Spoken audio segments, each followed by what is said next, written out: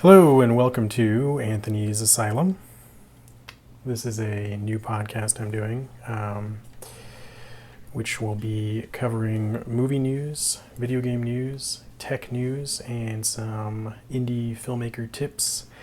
This is my first podcast, and this will be a series of podcasts I'm going to be doing, hopefully an ongoing series. Just of stuff that I love to talk about and want to share with you. First bit of news that I want to talk about is the Tom Holland as the new Spider-Man, the new reboot that's going to be coming out that is a co-production between Marvel Studios and Sony. I'm kind of like, okay, so Tom Holland is this young British actor.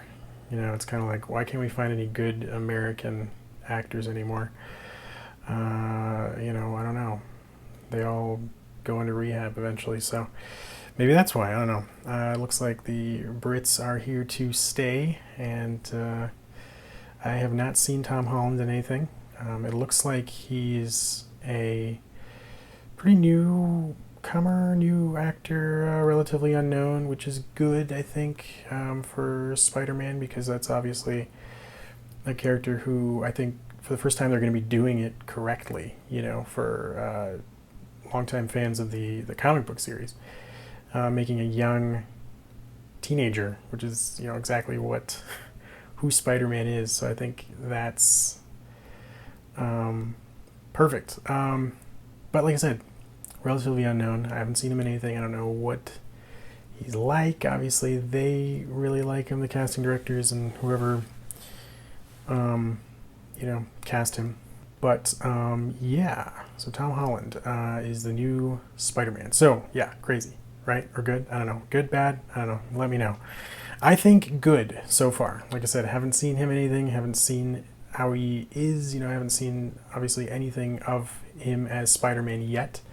First chance we'll see of him as Spider-Man will be next year in Captain America Civil War, the new Captain America movie, which will be covering essentially, probably more in general fashion, the Civil War storyline from Marvel Comics a few years ago, which was this huge epic, multiple issue story, multiple comic story that crossed all these different comic books within the Marvel Universe, of course, that essentially pitted Iron Man against Captain America and their two ideologies. So Iron Man was more for superhero registration, why not, let's just do it. And then Captain America was, of course, against superhero registration. And then they sort of assemble these two armies, as it were, and go to battle. So anyway, that's going to be exciting next year. But I don't know how they're going to do it in one movie, but we'll see. But anyway, Tom Holland as Spider-Man is going to be premiering in that movie as Spider-Man for how long? Who knows? He may just have a couple of minutes of screen time, but I think it'll be interesting to see their version, the Marvel Cinematic Universe version of Spider-Man, and hopefully, will be a welcome departure from what we've seen before. And I'm not one to say that I didn't like the Spider-Man films, the recent ones. I actually enjoyed them quite a bit, especially the Sam Raimi films. I think, to me anyway, they did an admirable job of what had come before in the comics, what Stan Lee, Steve Ditko did. And then more recently, what I really enjoyed when I was reading it a lot was when John Romita Jr. was doing it. And then, of course, that era, the Silver Age after Steve Ditko left, then John Romita Sr., of course. But anyway, I'm going into a bunch of tangents here about that. So please forgive me, but I'm a bit of a comic book nerd as well. But anyway, I wanted to kind of talk a little bit about, what are the implications of having a new Spider-Man, having a Spider-Man who is going to be in the Marvel Cinematic Universe. well, I think it's pretty huge. I think it's telling of Sony to finally say, hey, wow, what Marvel is doing is pretty extraordinary, is getting people to theaters, because in reality, I mean, that's all that Sony cares about. That's all that any big movie studio cares about, is how can we get butts in seats and, you know, money in the bank, basically. And, you know, Marvel is consistently doing well in this area, and Sony kind of wants a piece of that. And yeah, it makes sense. I mean, Spider-Man should be a huge character. Should be easily, with every movie, making $1 billion, 1.5 billion, maybe even $2 billion per movie. I mean, that's not extravagant, because Spider-Man is just one of the biggest, if not the biggest, characters that Marvel has. One of the most popular. He's been around forever. He is essentially Marvel's mascot, Marvel's poster boy.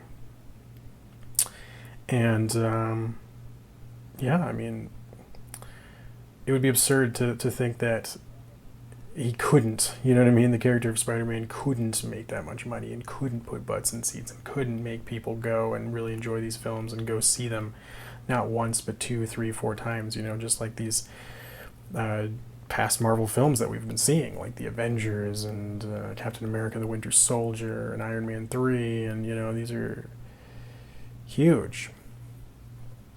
And like I said, so I think the implications of that are going to be huge. And I think Kevin Feige's recent comments about how they're inspired by John Hughes, and they're trying to make it sort of a John Hughes-esque Spider-Man film, which I think is fantastic. I think I've always been a John Hughes fan, as you'll come to find out. And yeah, I mean, just that whole feel, I think, kind of making it into this John Hughes-esque, poking fun at itself, almost like, sort of breaking the fourth wall, which is what Spider-Man does a lot, which we've been missing. I mean, a lot of that sort of humorous, comedic side that I think a lot of the early movies, specifically, around 2000, when X-Men came out, and before that Blade came out, and so you had these really dark sort of superhero movies that were coming out, because I think in response to how cheesy and over the top a lot of superhero movies became in the late 90s, like Batman and Robin, for instance. It's not a surprise that a lot of studios decided to go pretty much as dark as they could without making it rated R, well, except for the case of Blade, but like X-Men, just kind of getting rid of the colored costumes and making it all leather and dark and kind of which worked, I think. But and I'm kind of glad. I mean, with Spider-Man, it was still kind of that Sam Raimi original film was still very campy, in that sort of Sam Raimi way, and there were elements of it that I was kind of like about, but you know what, it was good, and it just wasn't enough of what Spider-Man to me represents, and I think it's going to be fun to see a teenage Spider-Man, in his element, being a fool, being a complete outcast, and then being this amazing superhero, that contrast. So you're this geeky, nerdy, kid in school that nobody likes, and, all these bad things happen to you, and then you're this powerful, superhero swinging through the streets, the buildings of New York City at night, but also experiencing all these problems. It's not like he's a superhero and all of a sudden all his problems go away, and I think that's one of the great things about Spider-Man, and I'm just excited to see that. I just hope that it's going to be finally to a point where we can really experience Spider-Man as the teenager, as the kid that he is supposed to be. Because in the earlier movies, it was always like you only got 5 to 15 minutes of that period, and then all of a sudden, and then we fast forward, and he's in college, or he's out of college, and he's already, he's just, I don't know. I think we need to see that time of development for him, he shouldn't just get the girl at the end of the movie, or he shouldn't just, you know what I mean? Like, there should be just problems from like the beginning to the end. And like, even if he, obviously succeeds at whoever he's trying to beat, whatever the villain's going to be, whatever. I mean, if, there's going to be some triumphs and some accomplishments, obviously, but there's always going to be those like setbacks. And I think that's what makes Spider-Man ultimately fun to watch and fun to read. It's like one step forward and two steps back is what Spider-Man is, So it's going to be interesting. Like I said, it's going to be, I know a lot of people are just fed up with reboots and that kind of thing. Although, tell that to the people who saw Jurassic World. But anyway, I think it'll be good to see, I think, a Spider-Man that is more in line with what he is supposed to be. I think Sam Raimi and his team did a good job. And Mark Webb and his team did an admirable job, a pretty good job. Of course, Andrew Garfield was fantastic, I think, as Spider-Man. He had the perfect physique for that character. He was kind of a awkward Peter Parker. Not the, sort of Peter Parker that is the nerd, all the way, but more of a hipster Peter Parker, which was, I don't know, not quite what everybody wanted to see. But and then Tobey Maguire didn't really have the physique for Spider-Man. He didn't have the sort of lanky, spidery feel, but he was actually a very good Peter Parker, I thought, very nerdy sort of. So it was kind of, I don't know. Well, it's kind of, I'm waiting for that. Like, I'm going to see what Tom Holland brings to it and see, if he is going to be sort of bringing the best of both worlds, the nerdy Peter Parker that we all love.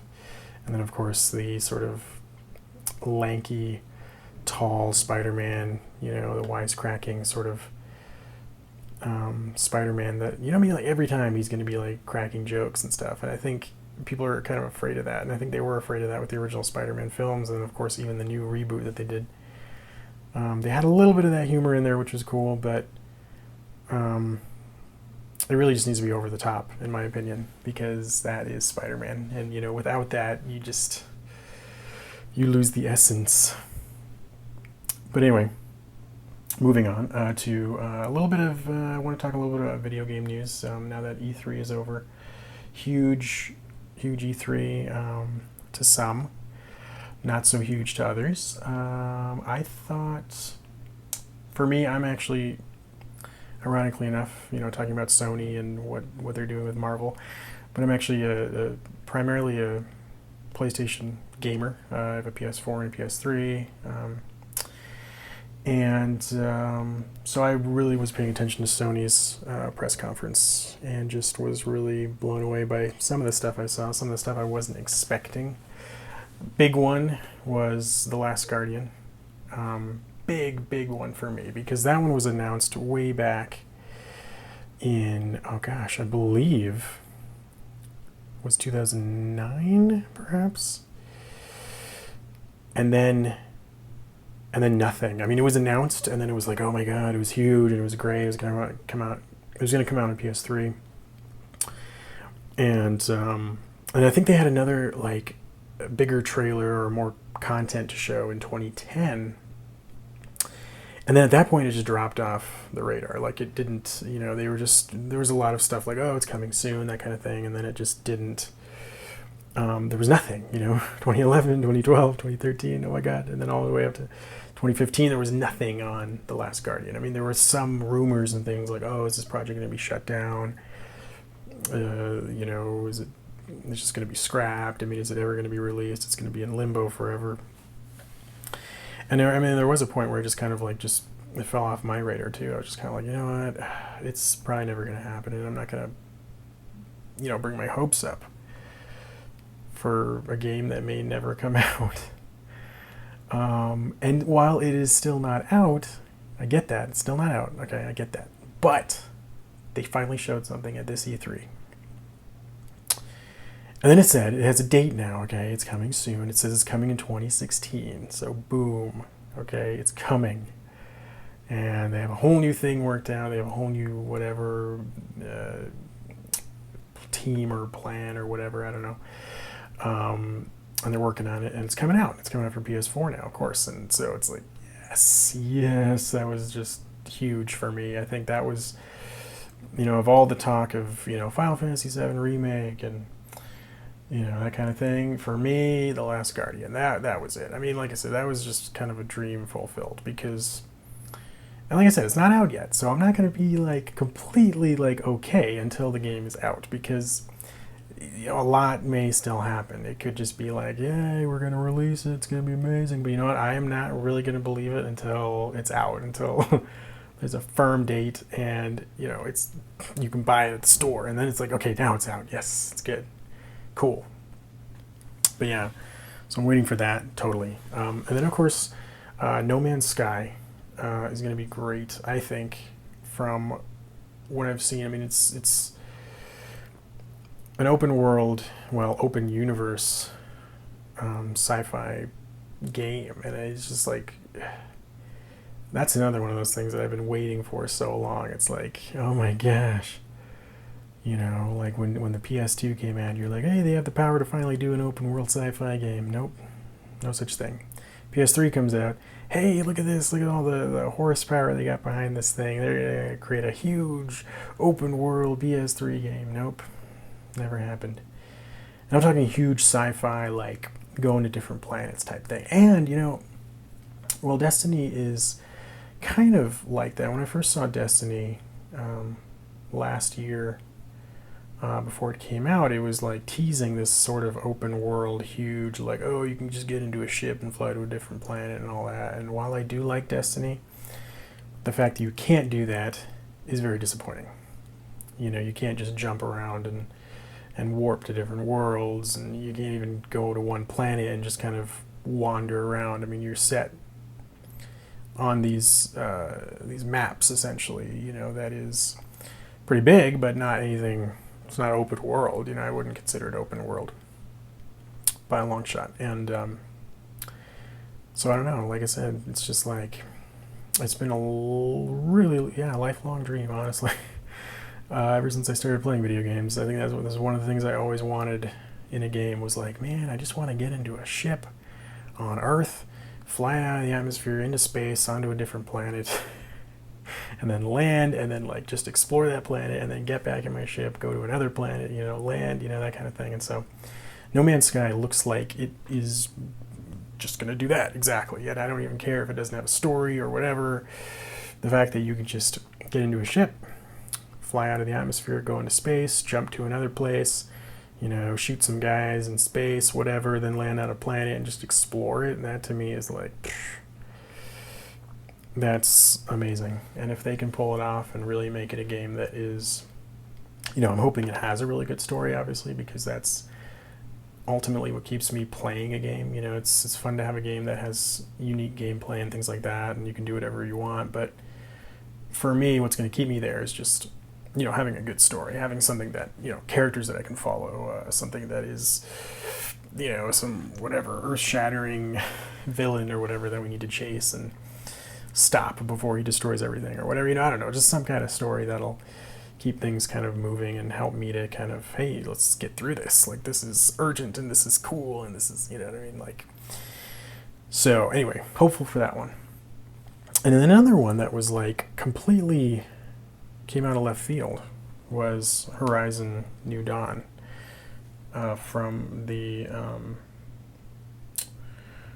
team who did the Killzone games on PS3 and PS4, Guerrilla Games. That was just really surprising to me. I had no idea. For some reason, I thought it was going to be a game by the Ninja Theory guys. The guys who did Heavenly Sword and Enslaved, that kind of thing. I don't know, when I first saw it, I was this looks cool. But then I was oh, Guerrilla Games is doing this? Wow, this is completely different than what we've seen, from Killzone and that kind of thing. So anyway, keeping my eye on that one. Don't really know much about it. I did like the demo that they showed. I think the concept of it alone is amazing. That just interests me right off the bat. The idea of this post-apocalyptic world that, human society has been essentially decimated and we're kind of rebuilding ourselves.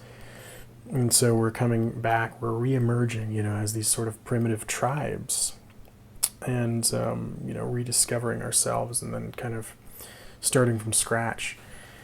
And then you have this contrast of like this really sort of primitive society, and then you have these weird futuristic robotic dinosaur type creatures roaming the wilderness. So that to me is already like, whoa, that's cool. I want to know more, like right away. Like, where are these things coming from? What what have we done to, what I mean? Like, there's got to be something, and you're trying to figure out, like, so that's going to be fun. But anyway. And then another was Dark Souls 3, which I was kind of expecting, but not really. Trying to figure out how to put this. Like, I was expecting Dark Souls 3. I was kind of hoping for Dark Souls 3, honestly. And I'm a Souls fan, so I just want to say that right off the bat. I love From Software's games, specifically Souls games. And I started with Demon Souls back in 2009 and loved it. And then, of course, they were making more with Dark Souls. I was like, really? Yes, I'm there. I'm totally there. Yep. And so loved Dark Souls, and then Dark Souls 2, and loved that one. I know there's a lot of people who are kind of on the fence about that one, or at least that one's a little polarizing, and I guess I kind of see why. But for me, and for whatever reason, like I said, I don't know. I love Dark Souls 2. I can't not love it. I can't, it was a good experience for me. It was, as much an experience as Dark Souls 1 and Demon Souls. And it was a game that, like Dark Souls and Demon Souls, I pretty much played nonstop for 3 months. You know what I mean? That's the power of those games. But anyway, Dark Souls 3, I mean, that's what I hoped for when I finished Dark Souls 2 was, well, let me go back to Dark Souls 1, actually. After Dark Souls 1, I've only actually beaten it once. And I kept meaning to go back and kind of play it again, but I beat it once, and I got what's, I guess, considered I think it's the good ending, or maybe it's the bad ending. What I did was I kept the fires lit. So, sorry, some spoiler territory if you haven't played the game. It's not too spoilery, but basically, without going into too much, I guess I got the good ending. I think it's the good ending. And you won't know what I'm talking about unless you played the game, so it's not really going to spoil anything for those of you who haven't. But if you haven't, then please do go play it, because it is worth it. But anyway, I got one ending in Dark Souls 1. And then when you go into Dark Souls 2, which in my opinion takes place somewhere around maybe 1,000 years, something like that, something crazy. 1,000 years after Dark Souls 1, or something like that. I mean, it is basically the same land, I think, but a completely different. It's almost as if, well, kind of what we did here, to the United States, I guess. Thousands of years ago or whatever, it was probably a completely different land, and then than what it is today, or even what, the Roman Empire was to what it is, to what Italy is now, or Rome is now. You know what I mean? I mean, it's completely. You see these sort of remains, I guess, of what society was before, but it's a completely new place now. And so that it was the idea that I got from Dark Souls 2, is that it was a very long time ago. What happened in Dark Souls 1 was just a long time ago. I mean, it was all legend. It was all, and so when you start Dark Souls 2, you're essentially in a new place, and you're essentially doing all these new things that are really not that related to Dark Souls 1, which I didn't mind. I think I liked that it was sort of a continuation of the series, but it wasn't necessarily like a full-on sequel. So you were free to interpret whatever, depending on what ending you got in the first one. It didn't really matter.